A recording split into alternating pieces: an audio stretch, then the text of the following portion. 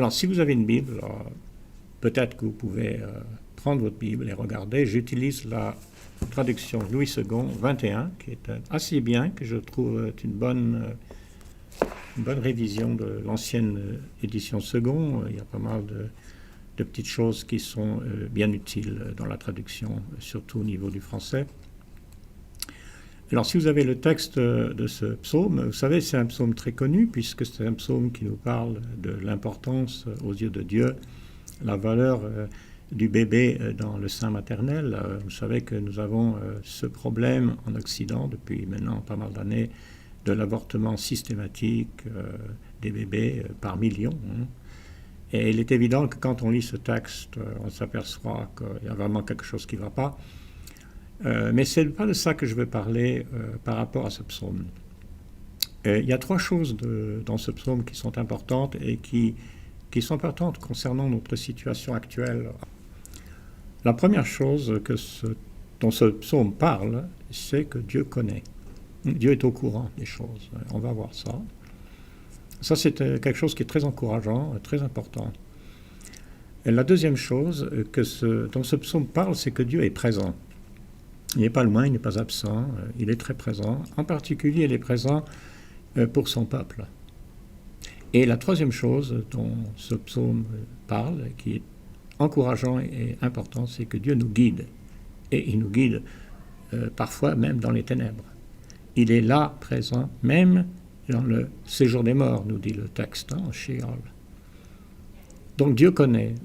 J'aimerais parler un peu de cette connaissance que Dieu il a, ce qu'on appelle l'omniscience de Dieu. J'aimerais qu'on y pense un petit peu en lisant ce texte. Alors si vous regardez dans le psaume 139, dès le départ, bien sûr, il parle du fait que Dieu connaît chacune de nos pensées, de nos actes. Il nous voit. On ne peut pas dire, comme certains disent, même dans la Bible, Dieu ne nous voit pas, Dieu n'est pas au courant de ce qu'on fait, donc on peut continuer à mal agir, pécher.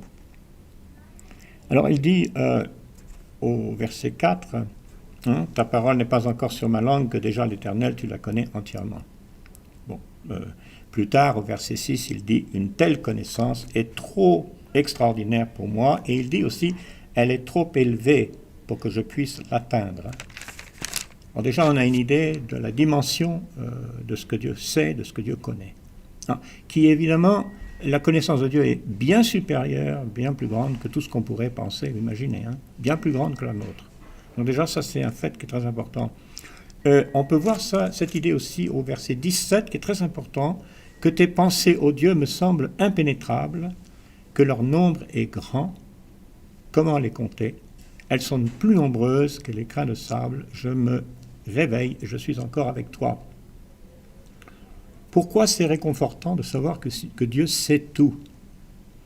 C'est réconfortant parce que notre Dieu, qui est saint, qui est amour, qui est bonté, il sait toutes choses. Nous, on ne sait pas grand-chose en tant qu'être humain. C'est vrai que nous avons la révélation de Dieu, nous avons l'Ancien Testament, nous avons la Bible, disons les Écritures, par lesquelles nous pouvons connaître beaucoup de choses de Dieu, c'est bien. Nous avons évidemment la venue de Jésus. Jésus qui a manifesté Dieu dans sa gloire, qui nous a fait connaître Dieu dans sa gloire, dans sa perfection. Mais pour autant, je ne pense pas que nous devons imaginer que nous avons maîtrisé cette connaissance, que nous avons compris absolument tout ce qui concerne Dieu et toute cette connaissance qu'il peut avoir. Vous savez que la science nous dit maintenant qu'il y a probablement dans l'univers connu 100 milliards de galaxies. C'est un chiffre totalement incompréhensible. Et quand on pense que Dieu, pour lui, il connaît ça depuis la création. Il connaît même chaque étoile de ces 100 milliards de galaxies. Dieu connaît chaque cheveu qui tombe de notre tête. Dieu sait, avant même qu'on le demande, ce qu'on va lui demander. Et j'aime aussi regarder dans le livre des Éphésiens ce que Paul nous dit. Il y a deux passages intéressants à ce sujet. C'est Éphésiens chapitre 1. Une prière de Paul. Paul a une de ses prières assez fantastiques. Éphésiens chapitre 1, verset 17. « Je prie qu'il illumine les yeux de votre cœur pour que vous sachiez quelle est l'espérance qui s'attache à son appel et quelle est la richesse de son glorieux héritage au milieu des saints. On parle de richesse ici. On parle de quelque chose qui est difficile à dénombrer, difficile à évaluer, quelque chose qui est au-delà de ce que nous pouvons même voir et comprendre. La même idée un petit peu au chapitre 3. Si vous le regardez au chapitre 3, verset 17, de sorte que le Christ habite dans votre cœur par la foi. Je prie que vous soyez enracinés, fondés dans l'amour. Maintenant, il va dire quelque chose de très intéressant concernant l'amour de Dieu. Pour être capable de comprendre avec tous les saints quelle est la largeur, la longueur, la profondeur et la hauteur de l'amour de Christ. Notez cela.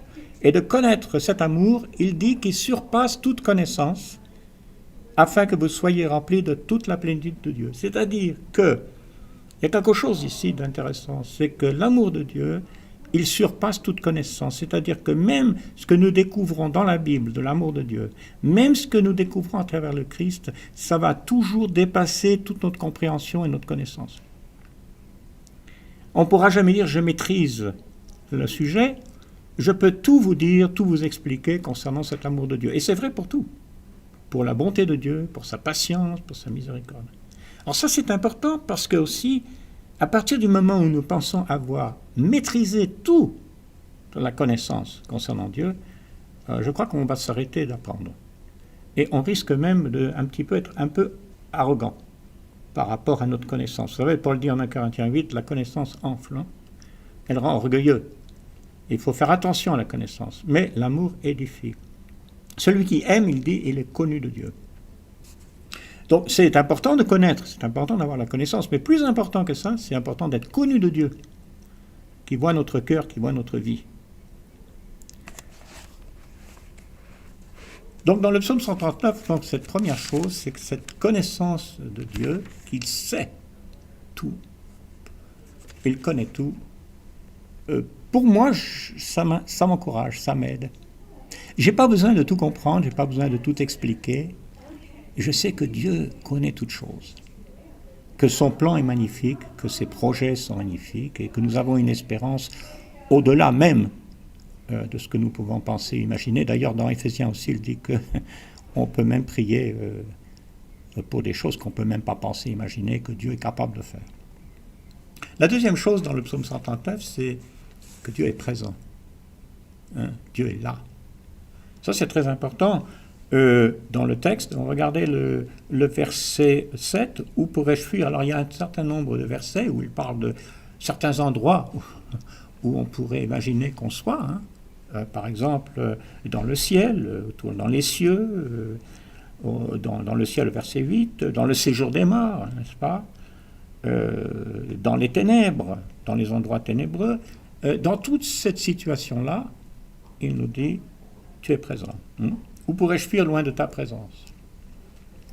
Ça pourrait paraître, quelqu'un qui veut fuir la présence de Dieu, oui, ça a un peu un côté négatif pour ceux qui veulent pécher, qui veulent fuir. Mais c'est aussi réconfortant. C'est-à-dire qu'on peut se trouver au milieu de l'océan, on peut se trouver dans les ténèbres, on peut se trouver dans le séjour des morts même.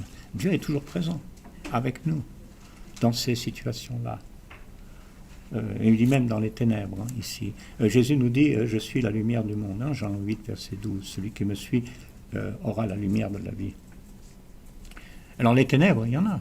Des ténèbres spirituelles, ça peut être des ténèbres physiques, mais les ténèbres spirituelles qui nous entourent, ça se manifeste tout le temps. Eh bien, même au milieu de cette situation-là, Dieu est présent. Donc je crois que ça c'est encourageant, c'est important, la présence de Dieu. Vous savez, Jésus, la dernière promesse de Jésus, vous la connaissez, dans Matthieu 28, cette dernière promesse, je suis avec vous tous les jours jusqu'à la fin de l'âge. C'est la meilleure promesse peut-être qu'on pourrait avoir dans toute la Bible. Enfin, la troisième chose dont il parle dans ce psaume qui est important, c'est que Dieu nous conduit. Il dit, verset 10, il parle aussi de toutes ces situations, les ténèbres, le ciel, le séjour des morts même. Il dit, verset 10, là aussi ta main me conduira. Alors, en ce qui concerne le séjour des morts, il y a une chose qui est intéressante, c'est que ces différents endroits dont il parle, le séjour des morts n'est pas l'absence d'existence, ce n'est pas l'inconscience, tout ce qu'on pourrait penser, car même dans ce séjour des morts, Dieu est présent avec nous et il nous conduit. Il est là. Comme il est là dans les ténèbres. Il nous conduit, d'ailleurs le dernier verset du psaume le dit aussi, hein, « Regarde si je suis sur une mauvaise voie et conduis-moi sur la voie de l'éternité. » Dans cette action de Dieu qui est là dans le psaume 139, il y a une expression qui est utilisée au verset 5, j'aimerais revenir là-dessus. Il dit « Tu m'entoures hein, par derrière, par devant, et tu mets ta main sur moi. » Ce verbe « tu m'entoures », entourer, est un verbe intéressant parce que dans la Bible, le verbe est généralement utilisé pour décrire les armées ennemies qui entourent une ville pour l'agresser, pour la détruire. C'est généralement de cette manière que le verbe est utilisé, c'est-à-dire que Dieu entoure une ville ou Dieu entoure un pays peut être aussi une menace. Hein, au cas où les gens agiraient mal, Dieu commence à entourer et à venir en bataille contre le méchant. Mais ici, le verbe est utilisé d'une manière différente, dans le sens où Dieu nous entoure, c'est une armée, l'armée de Dieu nous entoure, mais pour nous protéger, non pas pour nous agresser, pour ceux qui sont fidèles. Et on a un peu une image de ça dans le premier livre des rois, le chapitre 6, hein, à l'époque d'Élisée. Vous connaissez l'histoire, comment le roi de Syrie essayait de capturer le roi d'Israël. À plusieurs reprises, il n'y arrivait pas parce que Élisée lui disait où se trouvait. À ce moment-là, il lui disait au roi d'Israël, attention parce que le roi de Syrie sera là, il va essayer de te capturer, de te tuer. Alors le roi de Syrie est devenu très frustré avec cette situation-là, donc il s'est renseigné et quelqu'un lui a dit c'est Élisée qui dit ça au roi d'Israël. Alors comment Élisée l'a su? Parce que Dieu lui a dit. Alors à ce moment-là, le roi de Syrie décide de capturer et de, bien sûr, tuer le prophète Élisée. Donc en 1 roi 6, il vient, il entoure la ville de Dothan où se trouvait le prophète, pour essayer d'attaquer la ville et de prendre le prophète. Et vous savez qu'à ce moment-là, le serviteur du prophète, qui sort de la maison et qui regarde tout autour, il voit les armées syriennes. Et très inquiet, il dit au prophète Élisée, mais alors, toute la ville est entourée des armées de Syrie. Alors Élisée fait une prière et dit, Dieu, ouvre les yeux de mon serviteur pour qu'il voie vraiment ce qui se passe. Le serviteur retourne, il regarde et en fait, non seulement il voit les armées de Syrie, mais il voit aussi derrière comme des chars et des chevaux de feu, qui je pense sont des êtres spirituels, des anges, qui entourent la ville. C'est une image de Dieu qui entoure les siens. Et là, les anges ont un rôle à jouer. Hein. Dans le livre des Hébreux, le premier chapitre, il nous est dit que les anges sont au service de ceux qui doivent hériter de Dieu. Et dans cette histoire, ce qui se passe, qui est très intéressant aussi, c'est que en fait, comment Dieu s'occupe de ce problème, c'est qu'il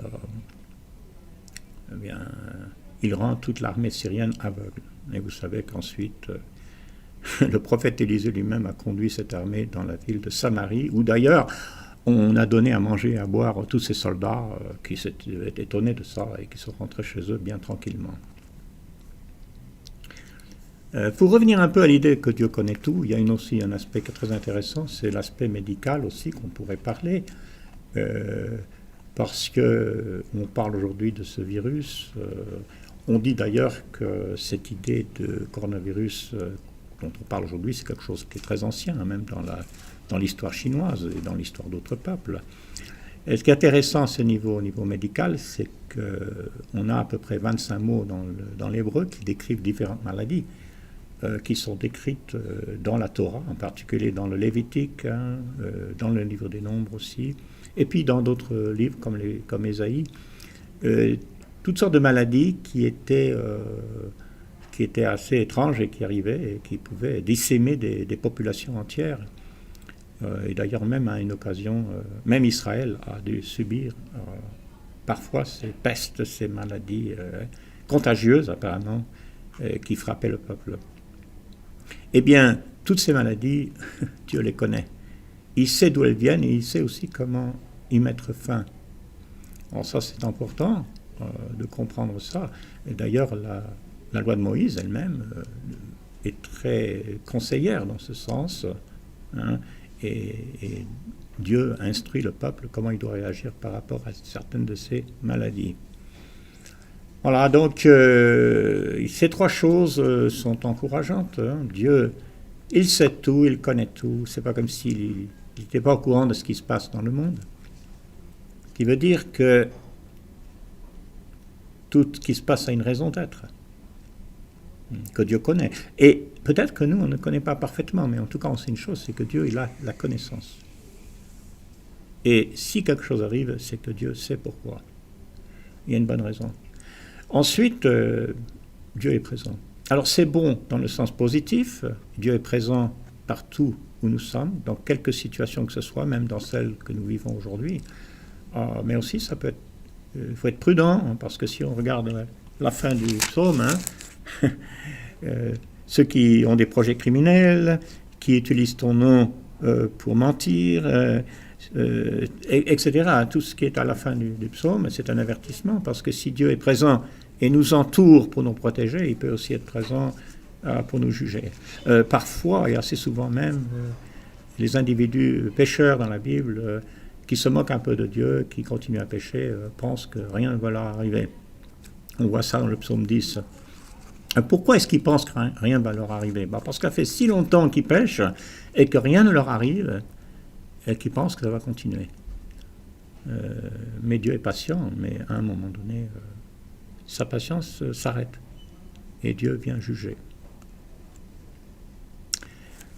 Alors, la fin de tout ça, la fin de notre réflexion, qui devrait être la fin de toute réflexion biblique, c'est le verset 23. « Examine-moi, ô Dieu, connais mon cœur. » Bien sûr qu'il le connaît parfaitement. « Mets-moi à l'épreuve et connais mes pensées.